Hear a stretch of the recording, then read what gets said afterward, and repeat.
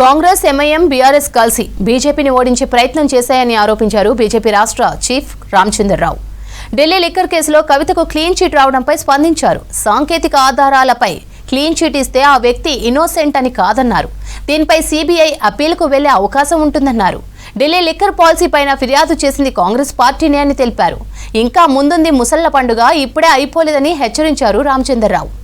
రేపు GHMC elections రాబోతున్నాయి కాబట్టి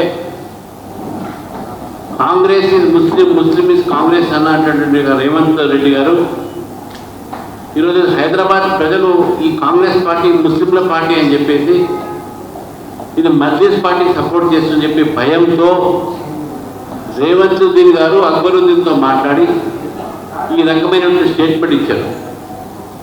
అక్బరుద్దీన్, రేవంత్ ఇద్దరు దోస్తులు, వాళ్ళిద్దరు ఎప్పుడు కూడా కలిసి ఉంటారు. వాళ్ళంతా బయట నాటకం కోసం ఈరోజు అక్బరుద్దీన్ గారు రేవంత్ మీద మాట్లాడారు.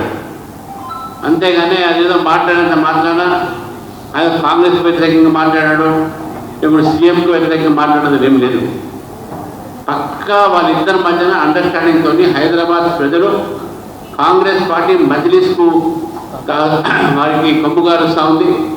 మజ్లిస్లో ఆల్మోస్ట్ లీనమైనట్టు వాళ్ళు పనిచేస్తూ ఉన్నారు. కాబట్టి రేవంత్ గారు అక్బరుద్దీన్ మాట్లాడి అదే బాబు మనం ఎక్కువ కలిసి ఉంటే రేపు జిహెచ్ఎంసీలో నష్టం జరుగుతుంది అనే మాటతో ఈరోజు అక్బరుద్దీన్ గారు ఈ స్టేట్మెంట్ రేవంత్ గారి మీద ఇచ్చారు.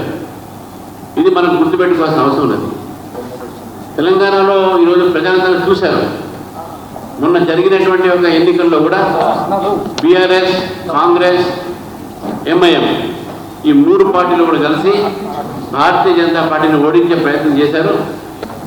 కేజ్రీవాల్ గారు కానీ, కవిత కానీ వీళ్ళ పైన ఈరోజు డిశ్చార్జ్ పిటిషన్ కోర్టులో జరిగిన డిశ్చార్జ్ పిటిషన్ అది ఒక న్యాయపరమైన ప్రక్రియ. అది న్యాయపరమైన ప్రక్రియ. ఈ న్యాయపరమైన ప్రక్రియలో సిబిఐకు అదేవిధంగా వీళ్ళ మధ్యన అడ్వకేట్ మధ్య టెక్నికల్ పాయింట్ మీద డిశ్చార్జ్ అది సాంకేతికమైనటువంటి ఒక విషయాల పైన ఒక ముద్దాయి డిశ్చార్జ్ అయితే అది వాళ్ళు ఏదో అమాయకులని చెప్పడానికి వీలేదు. Discharge on technical grounds is not proof of innocence. మళ్ళీ చెప్తున్నాను, discharge on the ground of technicalities is not proof of innocence. సాంకేతికమైనటువంటి ఆధారాల పైన కోర్టు ఒకరిని నిర్దోషిగా తేలుస్తే అది అమాయకత్వానికి వారి ఒక నిర్దోషం కారు అని చెప్పడానికి అది ఒక పరిస్థితి కాదు. దీని మీద సిబిఐ వాళ్ళ నిర్ణయం తీసుకుంటారు. బహుశా అప్పీల్ పోతే పోవచ్చు వాళ్ళు. ఇది ఓన్లీ ట్రయల్ కోర్టులో జరిగినటువంటి నిర్ణయం ఇది.